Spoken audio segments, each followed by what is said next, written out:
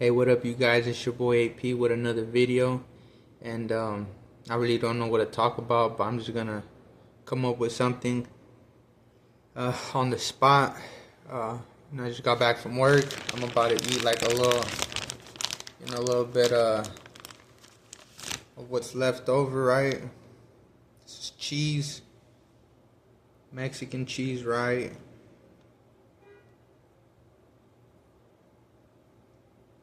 And let me see. I don't even know what type of cheese this is. Let me see. Oh yeah, it's queso fresco.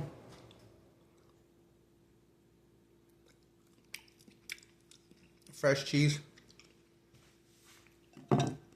And just you guys can look. This is basically chicken with some type of hot sauce.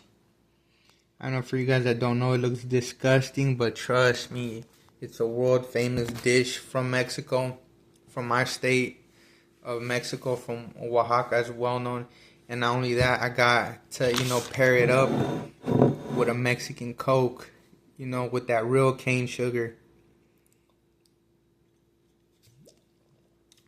That's that crack. But yeah. Oh, and we got these what the heck? Look at this shit. I didn't even know we had these. This is the exclusive. Cause this is a tortilla, but it's like they're usually like yellow or white, kind of tan. But this is purple or blue. Look at that. I don't know if you can see. Cause usually they look like this. This is like the crumbs. This is like the crumbs. I don't know if you can even see it. Can't even see it. This is like leftovers. This is like it usually looks like this color, but these are like broken pieces. Still good, but these are like broken pieces. They're usually like a big old size, like the size of this. But this is like just the crumbs, But it usually looks like that color, like a white tan. And we got a whole stack right here. We ain't playing games. We usually have a couple of these because we go hard. We go hard, but to be honest, I haven't even eaten these before. These purple ones. But yeah, this is like the tortilla from like where I'm from. My family's from. Over here in the States, you got this one, the flour tortilla, the mission one.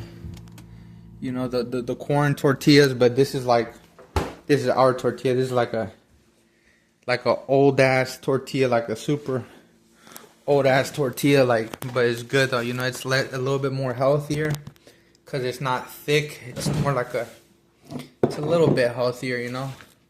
It's not like, it doesn't get you as fat as quick.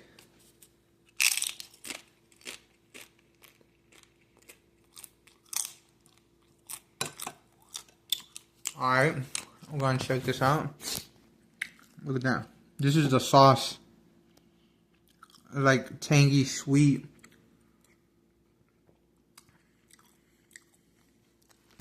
You could eat it with way more, but it just right now I'm like running late. I would have had rice, some beans. You would have had like a couple more stuff to go with it, but this is chicken though. Just this is like, you can't even see it, but this is like bits and pieces of chicken. With the sauce. I could eat it with white rice or Spanish red rice. Right now your boy's running late, so it's called a clayuda. Clayuda. But it's like a big old tortilla with a Mexican Coke and some of that white crack, you feel me? But yeah, I'm gonna talk about in the beginning when I started making my videos. I just got sidetracked because, man, I've been real busy. But I just opened the book, whatever I find, and I found this one.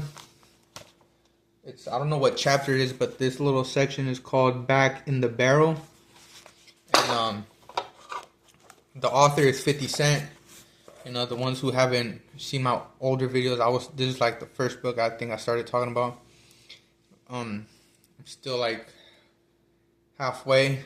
I take forever to read a book. But yeah, so Curtis Jackson, 50 Cent is the man. I got mole on my book, man. That's not gonna come off. But anyways, this section is called Back in the Barrel. And basically what 50 Cent is saying is that, you know, but this is like specifically on African Americans. African Americans have this tough, I don't know, it's just like, it's like this thing that they have, you know, because if an African American makes it, like, you know, examples like 50 Cent, Nas, Floyd Mayweather, what's it called? Who else? I don't know. Who's from the hood? Like let's say the Migos or Future, or just people like that, or athletes like, you know, like LeBron or the Game. Like once they make it, like an athlete makes it, whatever it is, it's like they have an obligation to go back to the hood. Like once you made it out, you have to stay in the hood, or you're not real, or you're not genuine, you know, or you're too good. That's what 50 Cent is trying to say. Like when a Mexican makes it, like let's say an example, East LA. Shout out to all my people in LA, stay safe. But like let's say a Mexican lady or a dude has a corn stand or sells whatever it is, fruits, vegetables, and they get some money. They make smart investments and they get out the hood in East LA or any neighborhood. They're not coming back to like where they were growing. Like, yeah, they might like visit, but they're not gonna be. We're not looking back. We're getting the hell up out of there. Same with the Asians. Let's say a Chinese man opens up some Chinese restaurants in the hood, gets some money. He's leaving out the hood. He doesn't feel like he owes anything to anyone, you know, just because he made it out. But for some reason, Curtis here, he's talking about like African Americans, like, I don't know, it's like an obligation, or they feel like they're not real if they're not in the hood, or they're not back in where they started. And what's it called? And that's a big problem, because, you know, the hood is filled with people that are just hungry and they're hunting, and they don't got the same mentality as someone who's already made it out. In this world, you should already know, in the workplace, family, there exists jealousy and envy, no matter where. Healthy jealousy, envy, deadly jealousy and envy.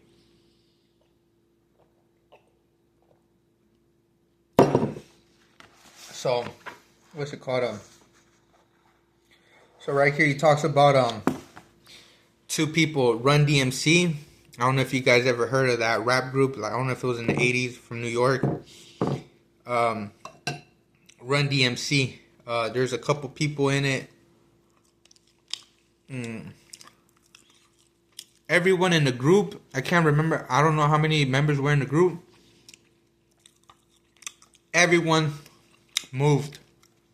Some people went to New Jersey. I mean, if you don't know Run DMC, I think they started in Queens, New York, and Hollis. I mean, Hollis or Jamaica. And then once they you know, they got rich, they got a record deal, they started touring all over the world. You know, they moved out. Like, I'm not going back to Queens. I already know what's over there. Probably the same example as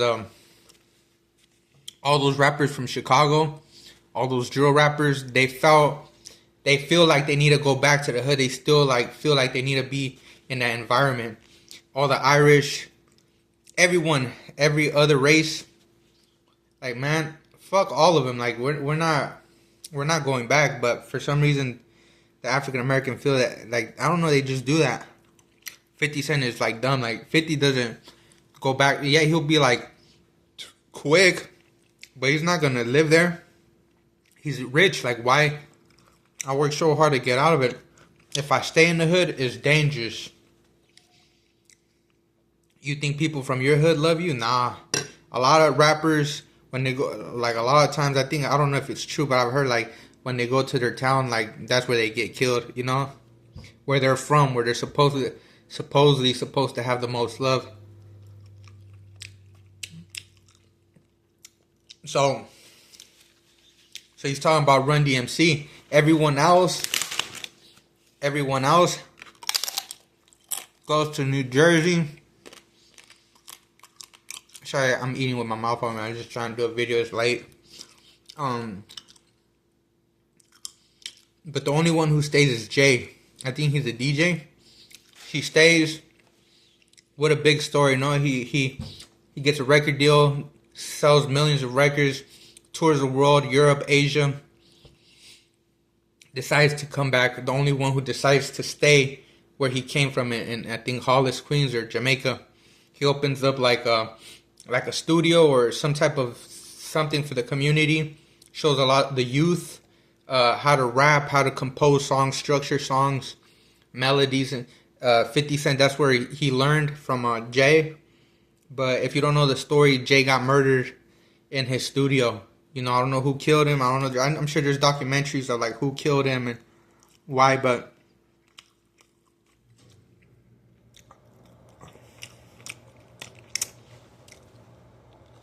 yeah, that's what happens. Like when, you know, I think their manager Russell Simmons moved to Manhattan.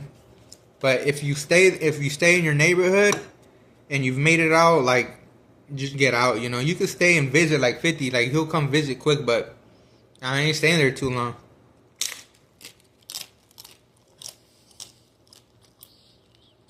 He also brings up another example, like Nipsey Hussle. People say, well, this is the book. This is not really my opinion, but the book says, like, you know, people try to make like conspiracy theories because he was like doing something with like a documentary about some herbalist, Honduran herbalist Sebi, and it was a threat to the pharmaceutical companies. There's a lot of stuff, but like, you know, Nipsey was like also did the same thing. Like, he felt like he had to be back in his hood. Crenshaw. What's it called? Yeah, so Nipsey, you know, he got killed. What's it called? Yeah, the crab in the barrel. You've heard the crab in the barrel, you know, you just crab in the barrel, you know, you just can't stand someone doing it better than you. And what's it called? 1340. So, let's see what we got here. All right, I'm gonna end it off with this. Well, not me, but like, you know what I'm saying, just a little. I guess I highlighted here. Must be somewhat important. On the streets, there just isn't enough space for both successes and suckers. The quicker you understand that, the quicker you will get the most out of your journey. So yeah, man. 50 is saying that if you make it, don't go back.